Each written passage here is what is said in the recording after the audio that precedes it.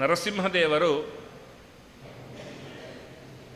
ದುಷ್ಟನಾದ ಹಿರಣ್ಯಕಶಿಪುವಿನ ಸಂಹಾರ ಮಾಡಿ ಪ್ರಹ್ಲಾದರಾಜರಿಗೆ ವರವಿತ್ತು, ಇವತ್ತಿನ ದಿವಸ ಎಲ್ಲ ಸಮಾಜಕ್ಕೂ ನಾನಿದ್ದೇನೆ ಎಂಬುವ, ಭಯ ನಿವಾರಕನಾಗಿ ನಾನಿದ್ದೇನೆ ಎಂಬುವಂತಹ ದೊಡ್ಡ ನಿದರ್ಶನವನ್ನು ತೋರಿದ ದಿವಸ. ಏನು ಮಹತ್ವ? ನರಸಿಂಹದೇವರು ಇವತ್ತಿಗೂ ಇಂದಿಗೂ ಪ್ರಸಕ್ತ ಕಾಲದಲ್ಲಿಯೂ ಕಾಯ್ತಾ ಇದ್ದಾರೆ ನಮ್ಮನ್ನು. ಅವರು ಹಾಗೆ ಕಾಯ್ತಾ ಇರಲಿಕ್ಕೋಸ್ಕರವೇನೆ ಇವತ್ತಿಗೆ ಸುಖವಾಗಿ ನಾವು ನಿದ್ರಿಸ್ತಾ ಇದ್ದೇವೆ. ನಿದ್ರಿಸ್ತಾ ಇರುವ ಸಮಯದಲ್ಲಿ ದೇಶದ ಯೋಧರು ನರಸಿಂಹದೇವರ ವಿಶೇಷ ಅನುಗ್ರಹದಿಂದಾಗಿ ಎಲ್ಲೆಡೆಯೂ ಕೂಡ ಜಯವನ್ನು ಸಂಪಾದನೆ ಮಾಡ್ತಾ ಇದ್ದಾರೆ. ದುಷ್ಟಶಕ್ತಿಗಳನ್ನು ಹೊಡೆದು ಹಾಕಲಿಕ್ಕೆ ನಾನಿದ್ದೇನೆ, ಶಿಷ್ಟರು ಅಂತ ಯಾರಿದ್ದಾರೆ ಅವರನ್ನು ಕಾಪಾಡಲಿಕ್ಕೆ ನಾನಿದ್ದೇನೆ ಅಂತ ಹೇಳಿದಂತಹ ದಿವಸ ಅದು.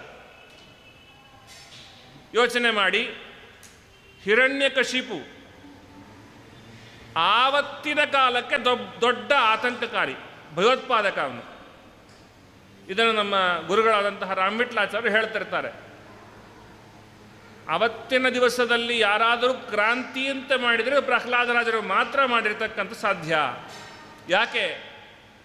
ರಾಜ್ಯದಲ್ಲಿ ಎಲ್ಲಿಯೂ ಕೂಡ ಪಠ್ಯದಲ್ಲಿ ಭಗವದ್ ವಿಷಯ ಇಲ್ಲ, ರಾಜ್ಯದಲ್ಲಿ ಎಲ್ಲಿಯೂ ಕೂಡ ಭಗವಂತನ ಯಜ್ಞಯಾಗಾದಿಗಳಿಲ್ಲ, ಸತ್ಕರ್ಮಗಳಿಲ್ಲ, ದಾನಗಳಿಲ್ಲ, ಪುರಸ್ಕಾರಗಳಿಲ್ಲ, ಯಾವುದೂ ಇಲ್ಲ. ಹಾಗಿದ್ದಾಗ್ಯೂ ಅಂಥ ಸಂದರ್ಭದಲ್ಲಿ ಅಂತಹ ಜನರ ಮಧ್ಯದಲ್ಲಿಯೂ ಕೂಡ ಪ್ರಹ್ಲಾದರಾಜರು ಹೇಳಿದರು, ಸವೈಬಲಂ ಬಲಿನಂ ಚಾಪರೇಶಾಂ. ಜಗತ್ನಲ್ಲಿ ಯಾರೇ ಪ್ರಬಲರಾಗಿರಲಿ ಅವರಿಗೆ ಬಲಪ್ರದನಾಗಿರ್ತಕ್ಕಂಥವನು ಭಗವಂತ. ಅದರಿಂದಾಗಿಯೇ ಅವನ ಬಲದಿಂದಾಗಿಯೇ ನೀವು ಮೆರಿತಾ ಇದ್ದೀರಿ ಅಂತ ಅವರ ಆ ದುಷ್ಟ ಹಿರಣ್ಯಕಶಿಪುವಿನ ಮುಂದೆ ಹೇಳಿದಂತಹ ದೊಡ್ಡ ಧೀಮಂತರವರು.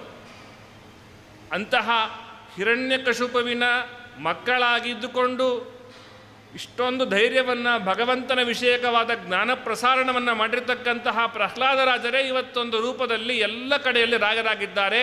ಹಾಗಾಗಿ ಅವರೇ ನಮಗೆಲ್ಲ ಮಾರ್ಗದರ್ಶನವನ್ನು ತೋರ್ತಾ ಇದ್ದಾರೆ. ಇಂತಹ ದುಷ್ಟ ಅಟ್ಟಹಾಸಗಳನ್ನೆಲ್ಲ ಮದನ ಮಾಡುವಂತಹ ವಿಷಯದಲ್ಲಿ ಏನೊಬ್ಬ ನಿಸ್ಸೀಮನಾಗಿದ್ದಾನೆ ನರಸಿಂಹದೇವ, ಅವನನ್ನು ಸ್ತೋತ್ರ ಮಾಡಿದ್ದಾರೆ. ಅಂತಹ ನರಸಿಂಹದೇವರ ಅನುಗ್ರಹವನ್ನು ಪಡೆದು ನರಸಿಂಹದೇವರ ವಿಷಯಕವಾದ ಸ್ತೋತ್ರ ಸುಳಾದಿಗಳು, ಪುರಾಣ ಪ್ರಪಂಚದಲ್ಲಿ ನರಸಿಂಹದೇವರ ಬಗ್ಗೆ ಏನನ್ನು ವಿಶ್ಲೇಷಣೆ ಕೊಟ್ಟಿದ್ದಾರೆ ಎಲ್ಲದನ್ನು ಸಂಕಲೀಕರಿಸಿ ಒಂದು ಅವಲೋಕನವನ್ನು ನಡೆಸೋಣ ಅಂತ ನರಸಿಂಹದೇವರು ಅಂತ ನೆನೆಸಿದ ಕೂಡಲೇ ನಮಗೆಲ್ಲ ಯೋಚನೆಗೆ ಬರುವುದು, ಎಲ್ಲರಿಗೂ ಬಾಯಿಗೆ ಬರ್ತಕ್ಕಂಥದ್ದು ಒಂದೇ ಒಂದು, ವಿಜಯವಿಠಲ ಅಂಕಿತವಾಗಿರ್ತಕ್ಕಂತಹ, ವಿಜಯದಾಸರು ರಚಿತವಾಗಿರ್ತಕ್ಕಂತಹ ನರಸಿಂಹ ಸುಳಾದಿಯನ್ನು ನಿತ್ಯದಲ್ಲಿ ಪಾರಾಯಣ, ಪಠನ, ಲೇಖನಗಳನ್ನು ಮಾಡುವಂತಹ ವ್ಯಕ್ತಿಗಳು ಇವತ್ತಿದ್ದಾರೆ. ಆ ನರಸಿಂಹದೇವರ ಸ್ತೋತ್ರ ಸುಳಾದಿ ಏನಿದೆ ಅದು ನಿಜವಾಗಿಯೂ ತಾರಕವಾದ ಮಂತ್ರ. ಕಷ್ಟಕಾಲ ನಮ್ಮನ್ನು ಉದ್ಧಾರ ಮಾಡ್ತಕ್ಕಂಥದ್ದು ಈ ನರಸಿಂಹ ಮಂತ್ರ.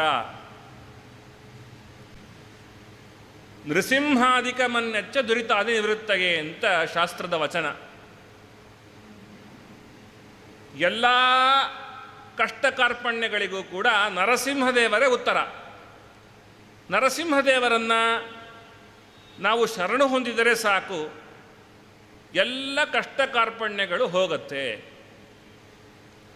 ನರಸಿಂಹ ಅಥವಾ ನಾರಸಿಂಹ, ಎಷ್ಟೋ ಕಡೆ ನಾರಸಿಂಹ ಅಂತ ಹೆಸರಿದೆ. ನಾರಸಿಂಹ ಅಂತಂದರೆ ನರನಿಗೆ ಸಂಬಂಧಪಟ್ಟಂತಹ ಯಾವೊಂದು ರೋಗ ರುಜಿನಾದಿ ಜ್ವರಾದಿಗಳಿವೆಯೋ ಅವೆಲ್ಲವೂ ನಾರ ಅಂತ ಕರೆಸಿಕೊಳ್ಳುತ್ತೆ. ಅವುಗಳನ್ನು ನಾಶ ಮಾಡ್ತಾನೆ ಹಿನಸ್ತಿ ಇತಿ ನಾರಸಿಂಹ. ಹಾಗಾಗಿ ನರಸಿಂಹದೇವರ ಸ್ಮರಣೆಯಿಂದಾಗಿ ದುರಿತ ನಿವೃತ್ತಿ ಆಗ್ತಕ್ಕಂಥದ್ದಾಗಿದೆ. ಹಾಗಾಗಿ ಇವತ್ತಿಗದು ಪ್ರಸ್ತುತ. ಯಾಕೆ ಅಂತ ಕೇಳಿದರೆ, ನಮ್ಮ ಈ ಸಂಸಾರದಲ್ಲಿ ಏನೊಂದು ಕಷ್ಟ ಕಾರ್ಪಣ್ಯಗಳಿವೆ, ಇದು ಇದ್ದಾಗ ನಾವು ದೇವರನ್ನು ನೆನಿತೇವೆ ಅಂತಿಲ್ಲ. ಸುಖ ಬಂದಾಗಲೂ ನೆನೆಯೋದಿಲ್ಲ, ಆದರೆ ಕಷ್ಟ ಕಾರ್ಪಣ್ಯಗಳಿದ್ದಾಗಂತೂ ನೆನೆಯೋಕ್ಕೆ ಸಾಧ್ಯವೇ ಇಲ್ಲ. ಹಾಗಾಗಿ ಕಷ್ಟ ಕಾರ್ಪಣ್ಯಗಳನ್ನು ತೊಡೆದು ಹಾಕಿದವ ನಾನೆಂಬುವ ಜ್ಞಾನವನ್ನು ಅರುಹಿ ಭಗವಂತ ಸಾಧನೆ ಮಾಡಿಸಿದರೆ ಉಂಟು. ಅದರಿಂದಾಗಿ ಅಂಥ ದೃಷ್ಟಿಕೋನದಲ್ಲಿ ನೋಡುವಾಗ ನಿವಾರಕರ ನರಸಿಂಹದೇವರ ಆರಾಧನೆ ಅಂತಕ್ಕಂಥದ್ದು ಅತ್ಯವಶ್ಯಕವಾಗಿದೆ. ಅದರಲ್ಲಿ ನರಸಿಂಹದೇವರನ್ನು ಸ್ತೋತ್ರ ಮಾಡ್ತಾ ಇರೋ ಪರಿ ನೋಡಿ. ಮೊದಲು ನರಸಿಂಹದೇವರ ಗುಣಗಳ ಚಿಂತನೆಯನ್ನು ಮಾಡ್ತಾರೆ. ಭಗವಂತನ ಗುಣಚಿಂತನೆ ಅಂದರೆ, ನರಸಿಂಹದೇವರ ಗುಣಚಿಂತನೆ ಅಂತಂದರೆ ಬೇರೆ ಅಲ್ಲ. ಎಲ್ಲ ರೂಪಗಳಲ್ಲೂ ತಾನು ತನ್ನ ಗುಣಗಳನ್ನು ತಕ್ಕ ಮಟ್ಟಿಗೆ ಅಭಿವ್ಯಕ್ತಿ ಮಾಡಿರ್ತಾನೆ. ಕೆಲವು ಕಡೆ ತುಂಬ ಜಾಸ್ತಿ ಅಭಿವ್ಯಕ್ತಿ ಮಾಡಿದರೆ, ಕೆಲವು ಕಡೆ ಮಂದವಾಗಿಟ್ಟಿರ್ತಾನೆ. ಪ್ರತಿಯೊಂದು ಅವತಾರದಲ್ಲೂ ಪ್ರತಿಯೊಂದು ರೂಪದಲ್ಲೂ ಭಗವಂತನಿಗೆ ಅಷ್ಟೇ ಶಕ್ತಿ ಸಾಮರ್ಥ್ಯಗಳು ಮೂಲ ರೂಪದಲ್ಲಿ ಎಷ್ಟಿವೆಯೋ ಅಷ್ಟೇ ಇವೆ.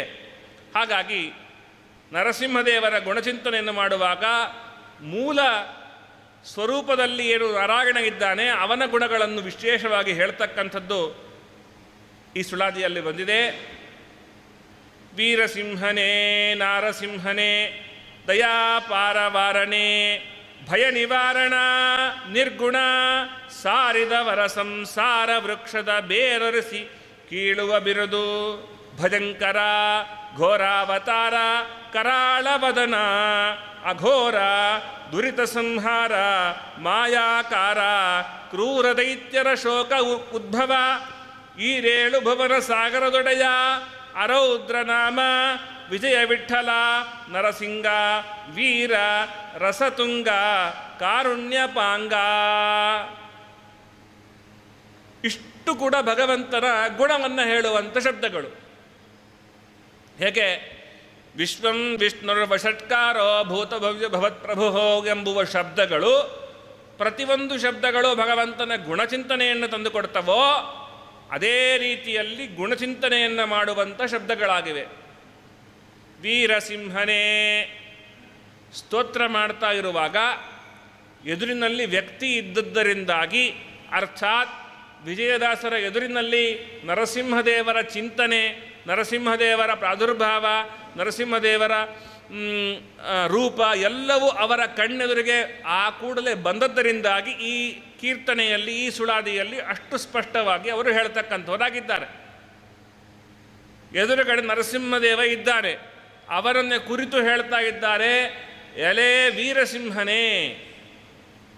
ಏನು ವೀರಸಿಂಹ ಅಂದ ಅರ್ಥ ಏನು ಅಂತ ಕೇಳಿದ್ರೆ, ಇದಕ್ಕೆ ಅನೇಕ ವಿಧವಾದ ವಿಶ್ಲೇಷಣೆಯನ್ನು ಮಾಡ್ಬೋದು. ಯಾವ ವ್ಯಕ್ತಿ ಸಿಂಹ ಅಂತ ಕರೆಸಿಕೊಂಡಿದ್ದಾನೆ